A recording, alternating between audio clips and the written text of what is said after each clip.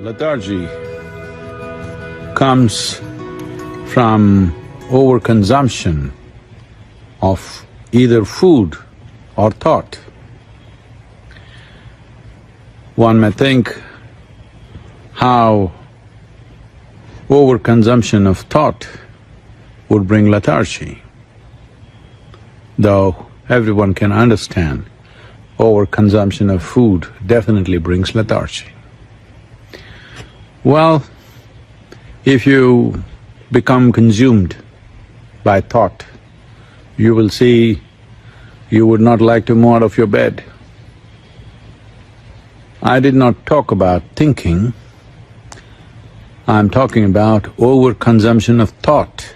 That means thought is continuously flowing without your effort, without your focus, without your intent. Once it becomes like this, you will see naturally you feel like avoiding physical activity. And when it goes beyond a certain point, that you get totally possessed by your own thought. Well, there are ugly names to describe that in medical terms. It's important. There is a certain amount of moderation in consumption of food and the endless amount of thought that could happen. Thinking consciously and just consuming or living upon thought or being consumed by thought are very different things. That is an unfortunate reality that for a whole lot of people, this distinction is not apparent, and the price that humanity is paying for that is not a fair price.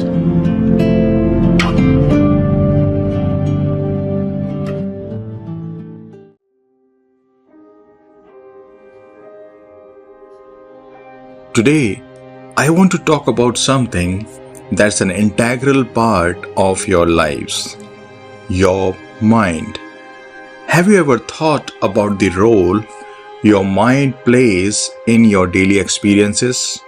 Well, it's like having a wonderful servant, but also a potentially troublesome master. Imagine your mind as a loyal servant. It helps you navigate through life's challenges, find solutions to problems, and even create beautiful art, music, and inventions. It's like having a personal assistant who is always there to help you out. Just like a GPS guiding you through unknown roads, your mind guides you through the twists and turns of life.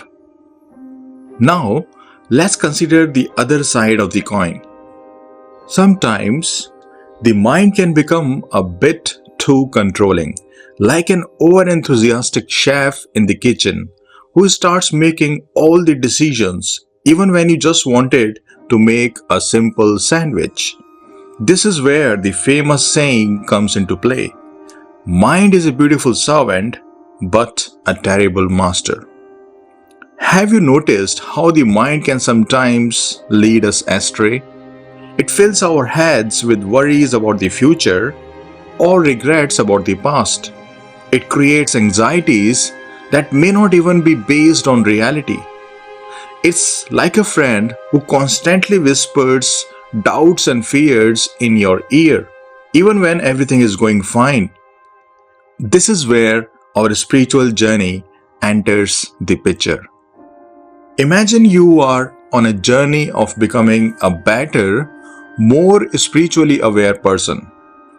But there is this obstacle in your path: your own mind. Your minds are like little chatterboxes that keep you thinking about everyday stuff, like what you need to do, what's happening around you, and what you want. This constant chatter can make it hard for you to connect with your deeper, more spiritual side. That part of you which is connected to something bigger than just your everyday lives. think of it like trying to see stars on a cloudy night. The clouds block your view of the beautiful night sky filled with stars. In the same way, your mind's chatter blocks your view of your inner divine self. You know how kids can get so engrossed in playing that they forget about everything else. Well, in a similar way, when your minds are busy with all these thoughts, you forget about the deeper parts of yourself. You lose touch with that sense of something more meaningful than just your usual thoughts and worries. But here is the good news. There are ways to change this.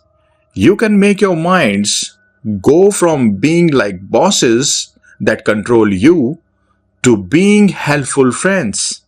It's like having a superpower that we can learn to control. And there are special tricks you can use to do that. One of these tricks is called mindfulness. It's like taking a step back and looking at your thoughts from a distance. Instead of being all tangled up in your thoughts, you watch them come and go, like clouds passing by. You don't get caught up in them. You just notice them and let them be. This is like giving your mind a break. You sit quietly and watch your thoughts come and go.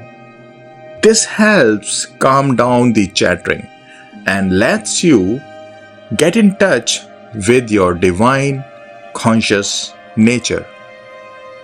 By practicing mindfulness and meditation and self-awareness techniques, you start to take control of your mind. You stop letting it run wild with all its thoughts. You become the boss. You decide what to think about and when.